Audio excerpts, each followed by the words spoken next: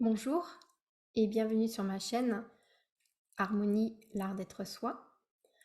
C'est avec une grande joie que je vous retrouve pour ce troisième jour, ce troisième voyage intérieur de l'année, en analogie avec le troisième mois de l'année, donc cette guidance en conscience avec le tarot astro-coaching vibratoire.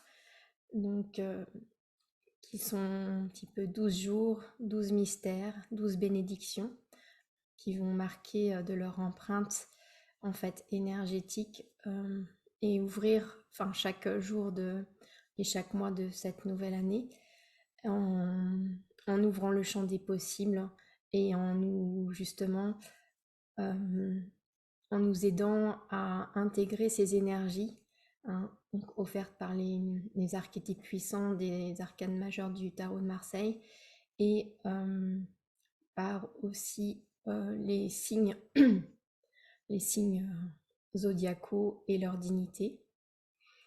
Donc en reliance avec cette dimension universelle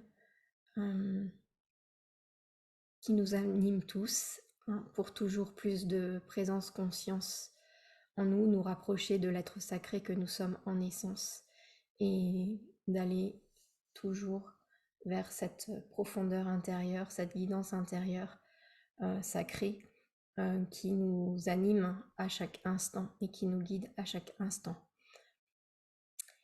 Donc aujourd'hui, le battleur en fait rencontre dans son parcours initiatique, son cheminement vers la conscience du soi, vers l'éveil de conscience, l'impératrice, qui est la troisième arcane majeure du tarot, donc elle porte le chiffre 3, relié donc à la Trinité, et aussi à l'Hermès trismégiste, enfin dans l'hermétisme, et du coup à la planète Mercure qui incarne donc l'alignement corps, âme, esprit, décrit par les alchimistes. Et on verra du coup le rapprochement avec Mercure qui, plus tard, après quand je parlerai en fait du troisième signe, donc des Gémeaux, dont la planète domicile, donc qui gouverne l'univers des excuse-moi, des Gémeaux, et Mercure. Donc voilà, on retrouve le symbole de Mercure ici, donc les deux branches qui partent vers le haut ici, inversées sur le sceptre de l'impératrice, donc qui fait partie de ses attributs monarcales. C'est une monarque, on voit une femme assise un petit peu comme sur un trône, en position stable, hiératique. Et elle a donc comme attribut le sceptre ici, mais on voit que c'est après un sceptre qui la relie aussi aux forces universelles, aux forces cosmiques, et à des valeurs d'équilibre. En fait, c'est comme un balancier qu'elle tient pour équilibrer en fait les forces célestes et les forces terrestres. Et elle porte aussi la couronne ici. Elle va incarner aussi, donc on a aussi l'idée de pouvoir, par l'image de la monarque ici, qui est représentée d'autorité naturelle, de pouvoir, représentée par le blason avec l'aigle, qui est un symbole de pouvoir, mais également qui peut représenter aussi l'esprit de Dieu. Souvent l'aigle, c'est l'esprit de Dieu. Et aussi dans le tarot des magies du Moyen-Âge, on le retrouve ici sur un blason de pourpre, et donc l'aigle est d'argent, enfin couleur argent, et il symbolise en fait l'âme sublimée en fait par, par les valeurs spirituelles, enfin incarnées dans la matière. Donc elle représente en fait, c'est elle qui va permettre aux forces spirituelles, aux forces célestes de descendre et de s'incarner dans la matière, de se manifester en fait à l'esprit, de s'incarner, de se manifester dans la matière. Mais cela part en fait de son centre. On voit qu'elle tient comme son sceptre comme un peu comme un phallus dressé, et que cette énergie créatrice, cette créativité, elle part ici du hara. Elle émane de la force de vie, du chi, le chi ou le ka dans l'Égypte antique pour les Égyptiens, de cette force de vie pure créatrice qui vient de la matrice originelle, de cet élan de vie insufflé par la source, divine mère père, la source de vie, ici, et qui va pouvoir donc se manifester donc au cœur de nos cellules. En fait, ça s'élève au cœur de nos cellules, d'aller vraiment vers cette reliance d'incarner. Elle invite le battleur à incarner cette spiritualité dans la matière, au quotidien, en créant de manière la plus juste, la plus pure possible, à partir de cet espace sacré en lui, cette matrice. Voilà. Et à partir d'un alignement intérieur, on voit que tout est équilibré dans la carte. Il y a cette recherche d'équilibre, avec le balancier en équilibre ici. Elle est bien stable en équilibre sur son trône. Et il y a aussi l'idée de triangle, d'élévation pyramidale, incarnée par le personnage, la position du personnage, le blason, qui est plus visible ici, un triangle inversé qui descend. Donc on a un peu l'image du tétraèdre, du ciel qui descend sur terre, non, sur la terre. Le triangle les deux triangles inversés qui s'emboîtent. Et on retrouve encore le triangle dans la forme de la couronne. Les petits triangles, on voit il y a comme des dents ici, au niveau de son collier aussi. Des petits triangles qui descendent vers le bas, qui rappellent encore le tétraèdre. Et donc qui traduisent un petit peu cette faculté donc de faire descendre l'esprit dans la matière. Donc elle nous parle de l'inspiration, l'inspiration des artistes, de cet élan créatif pur qui nous relie à cette part divine en nous, qui va pouvoir donner forme à la beauté dans la matière, vraiment à nous rapprocher de la beauté absolue, de la création absolue. Et donc elle a comme des ailes ici, d'ailleurs qu'on voit plus sur cette version-là. On voit clairement les ailes. Voilà. En fait, c'est un ange incarné. Elle représente un petit peu une mère cosmique aussi.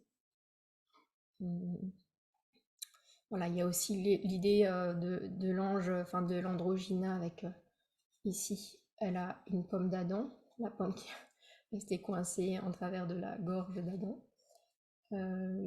Et là, ici, l'idée du phallus dressé, bien qu'elle incarne quand même aussi les valeurs de la douceur féminine avec le lys ici, la pureté, la douceur, des valeurs de réceptivité, puisque elle est aussi associée à la clairvoyance au discernement, hein, à la lucidité. Voilà, mais il y a aussi donc cette notion d'équilibre des deux forces masculines et féminines, d'androgyna et donc les trois énergies, hein, qui forment la Trinité, qui la relie aux forces de l'ange incarné. Voilà.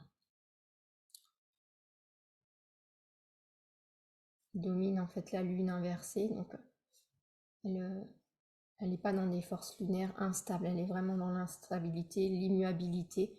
Elle nous fait toucher à notre part essentielle, éternelle, immuable. Voilà, et elle permet d'accéder à cet espace en nous afin de créer à partir de cet espace dans la matière. Et donc elle dit au battleur de, voilà, sois lucide, sois vigilant, sois libre et incarne cette spiritualité. Moi j'entends dans spiritualité, en fait, c'est de vivre en alignement, vraiment aligné, en accord avec ses ressentis profonds. Voilà. Cet élan de vie profond, sacré, qui pulse en nous à chaque instant. Voilà. Et de pouvoir faire preuve de discernement, de développer le sens du discernement.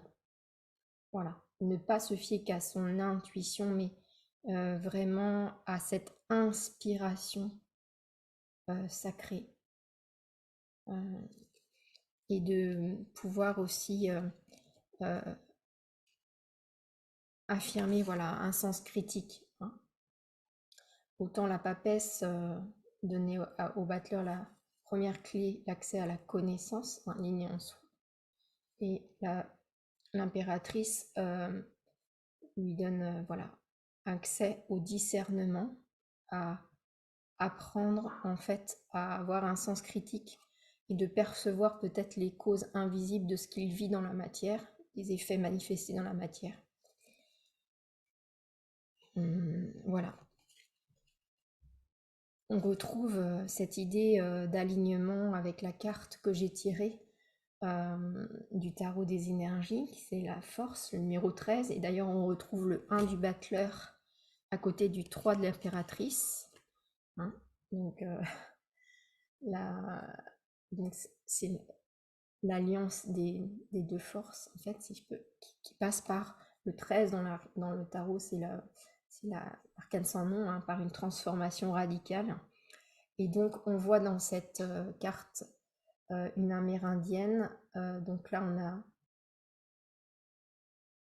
ce qui est très intéressant, c'est que il y a 3 animaux totems, il y a un ours et 2 loups, je crois, ici. Et au niveau du hara, une spirale, donc qui évoque encore ce que je parlais, ce dont je parlais, enfin, en parlant de l'impératrice, c'est-à-dire cet élan de vie, hein, source, cette source originelle, enfin cet élan de vie qui émane de la source originelle, pure, en nous, donc au niveau de notre matrice sacrée, au niveau du hara, ici. Je reprends ça, et elle reprend l'idée de verticalité, d'alignement, hein, de droiture, et d'incarner, enfin voilà, de maîtrise en fait de nos élans peut-être plus instinctifs, reliés aux animaux, et de les transformer en une force sage, ancrée, équilibrée, et qui nous permet en fait justement, alors dans force il y a fort, moi je vois le fort intérieur, hein, c'est la force qui provient de notre intériorité, de notre maîtrise intérieure, voilà, et qui nous permet justement de rester alignés et dans cette présence paisible, voilà, dans cette pureté intérieure, même face avec l'ours ici, on peut à l'adversité. Voilà. Ça peut être aussi un symbole de force comme d'obstacle ou d'adversité, l'ours. Moi, c'est ce que je présente dans la carte. Donc c'est intéressant. En fait, il y a vraiment une reliance très juste entre ces deux cartes. Et d'ailleurs, un autre clin d'œil aussi à l'astrologie et à ce qui va être développé après, c'est que ici, dans cette iconographie, cette représentation du tarot des imagiers du Moyen-Âge, elle porte un diadème avec, alors, normalement 12 étoiles. Il n'y en a que 9 qui sont perceptibles. Et les 12 étoiles qui peuvent faire référence au zodiaque, aux 12 signes du zodiaque, hein, donc à la complétude, enfin, ils sont justement cette connexion au cosmos, aux énergies universelles, qui font aussi partie de nous. Voilà. Donc je trouve le clin d'œil intéressant. Et là, il en reste 9 qui peuvent être aussi associés au cycle de la gestation, les 9 mois de gestation, donc justement la gestation de tout élan créatif. Voilà. Et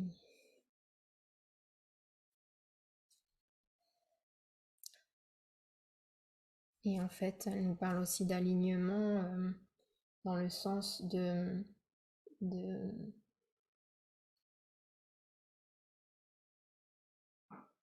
d'alignement entre nos pensées, nos paroles et nos actes.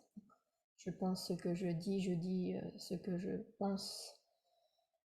Je dis ouais, nos paroles et nos actes, pareil, entre les pensées, les paroles et les actes.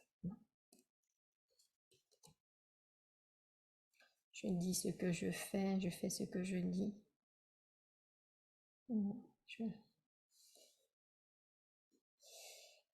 Alors, j'ai aussi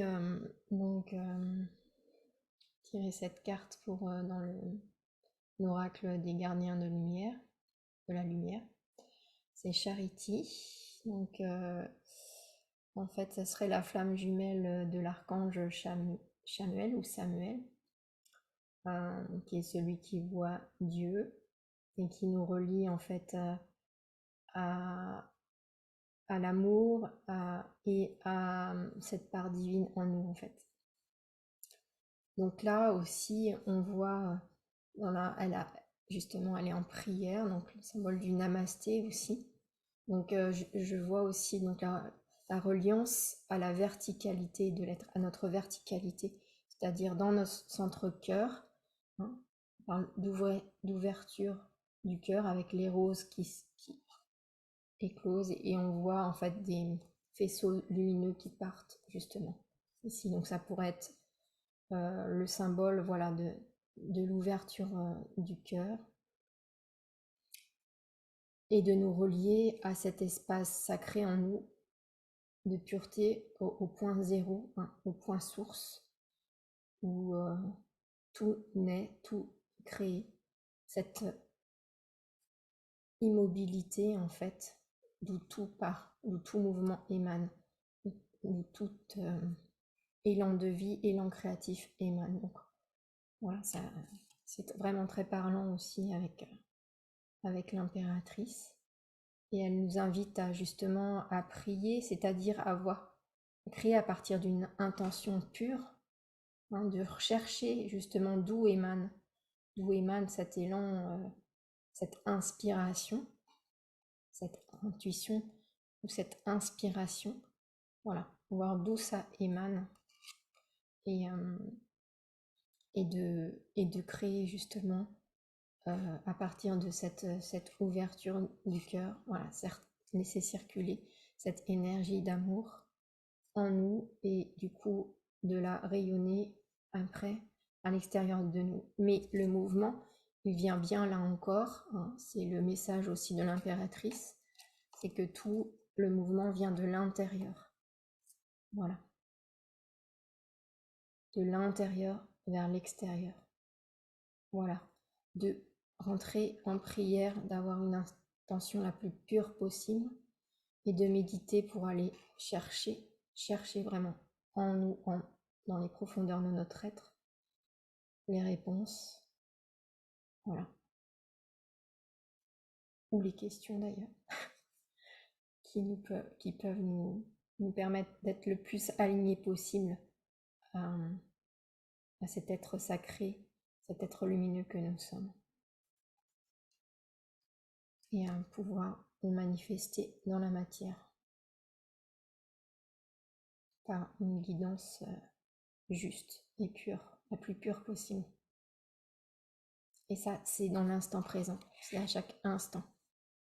Voilà, c'est là, dans la verticalité, la droiture de l'instant présent. C'est là où tout se manifeste.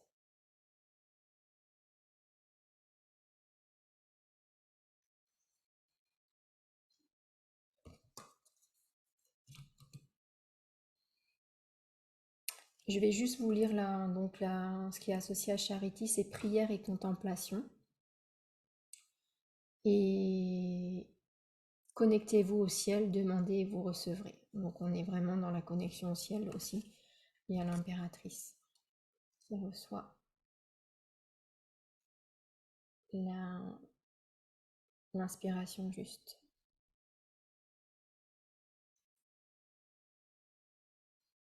Voilà.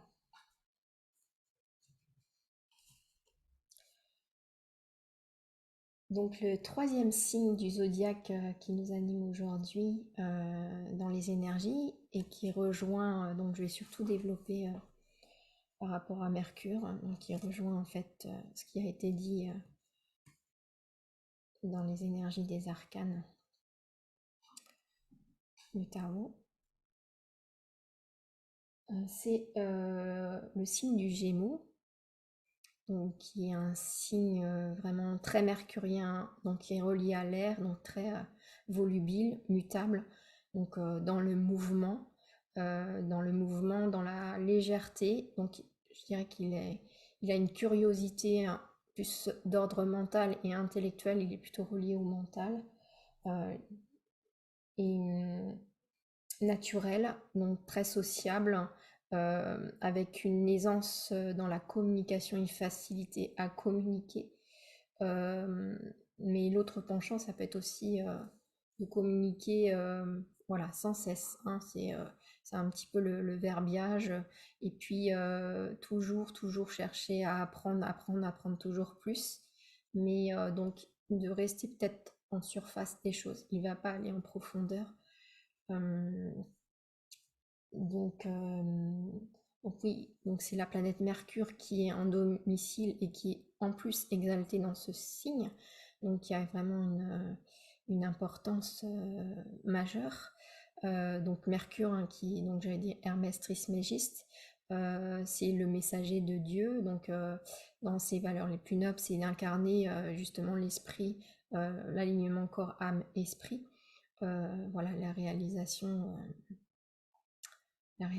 enfin l'âme réalisée dans la matière, on rejoint l'esprit dans la matière, incarner l'esprit dans la matière.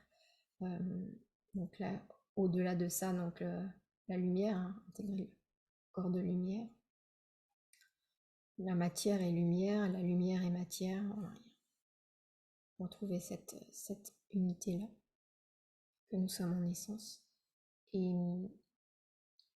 donc, Mercure, c'est aussi le dieu du commerce, hein, donc on retrouve voilà, cette qualité de l'échange, ces qualités de sociabilité, mais aussi, ça peut être aussi de roublerie, hein, il peut être aussi il est considéré comme, dans la mythologie comme un voleur aussi, il peut avoir ces penchants-là de manipulation un petit peu.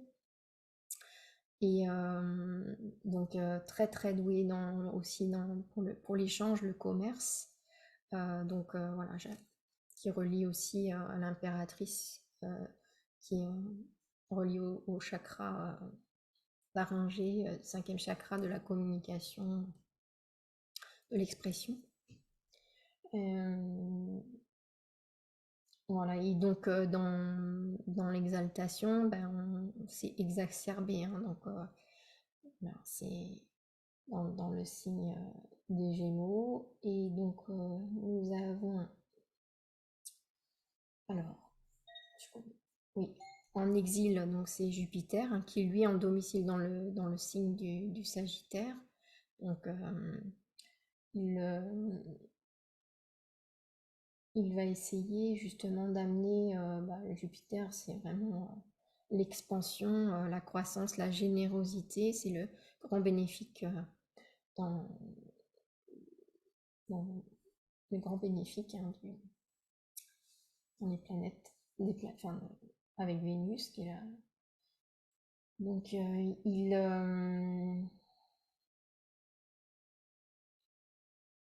va apporter voilà, cette dimension peut-être d'ouverture à des valeurs comment dire, euh, plus reliées justement aux grandes valeurs de l'esprit, philanthrope, etc. Donc l'ouverture plus sur des valeurs universelles, voilà, des grands idéaux, voilà, je cherchais mes mots, ou philosophiques, donc il va peut-être orienter justement Mercure, Mercure à rechercher la profondeur, et puis justement à avoir aussi une recherche de communion plus avec les autres, une expansion dans ce sens-là. Et on a aussi en chute Neptune, euh, qui va permettre peut-être, alors en chute, donc c'est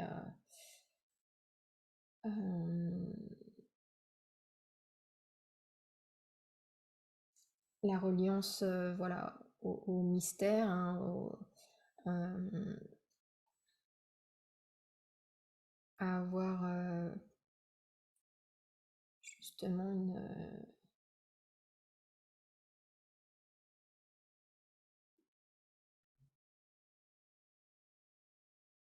éviter la confusion de l'esprit. C'est ce qu'elle peut aussi amener Mercure justement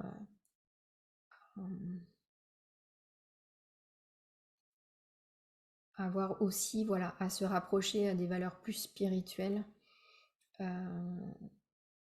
donc aller plus en profondeur et plus dans justement l'écoute,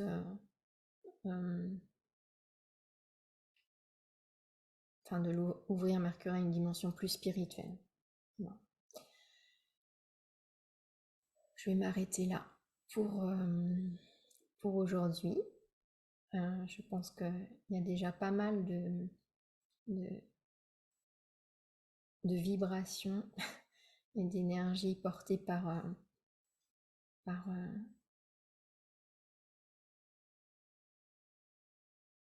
ces symboles puissants, vivants et vibrants. Donc nous allons... Alors je vais vous chanter, en fait, pour intégrer comme chant d'activation et d'intégration de ces énergies, le mantra Shiva Shambho, voilà, qui nous relie peut-être voilà, en honneur donc au dieu Shiva.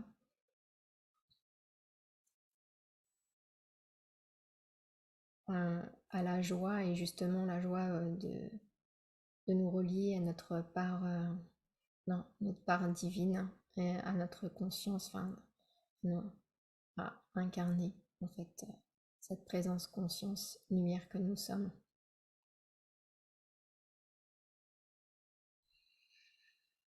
Donc, avant cela, je vous invite à vous respirer profondément, à vous déposer ici maintenant, ici et maintenant, dans votre centre cœur.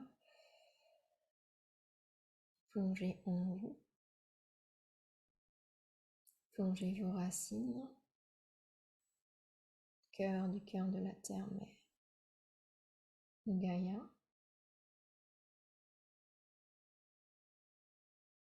et au cœur du soleil originel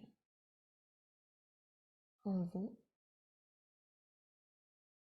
Vous reliez à ces énergies, à les laisser s'expanser en vous.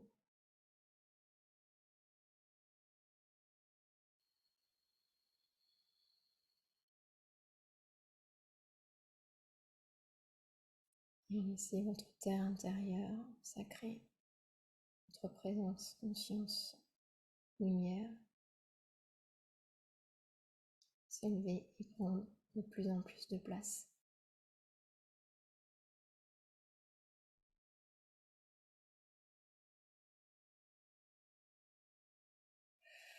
Et de recevoir une vibration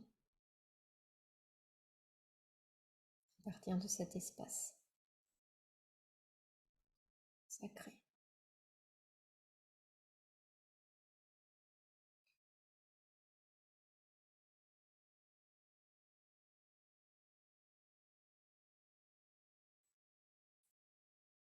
Shiva, Shiva, Shiva, Shambho.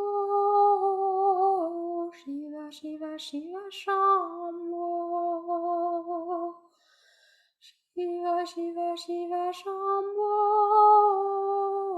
Shiva, Shiva, Shiva, Shambho. Mahadeva Shambho. Mahadeva Shambho. Mahadeva Shambho. Mahadeva Shambho. Shiva, Shiva, Shiva, Shambho. Shiva, Shiva, Shiva, Shambho. Shiva, Shiva, Shiva, Shambho. Shiva, Shiva, Shiva, Shambho. Shiva, Shiva, Shiva, Shambho. Shiva, Shiva, Shiva, Shambho. Shiva, Shiva, Shiva, Shambho. Shiva, Shiva, Shiva, Shambho.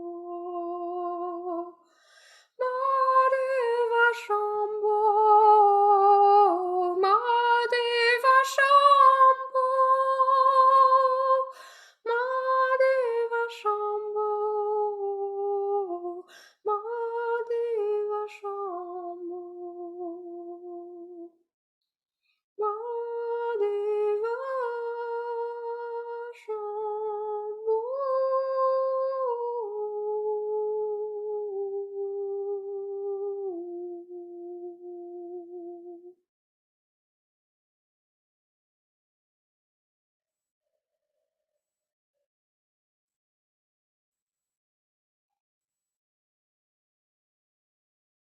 Voilà. Merci infiniment pour vos belles présences. Merci pour vos abonnements. Merci aux nouveaux abonnés, aux commentaires, à vos commentaires précieux et à vos likes qui permettront une diffusion à plus large échelle de cette vidéo. Joie de vous retrouver donc demain pour le jour 4 de ces voyages intérieurs. Prenez bien soin de vous. À bientôt. Plein d'amour vers vous. À bientôt.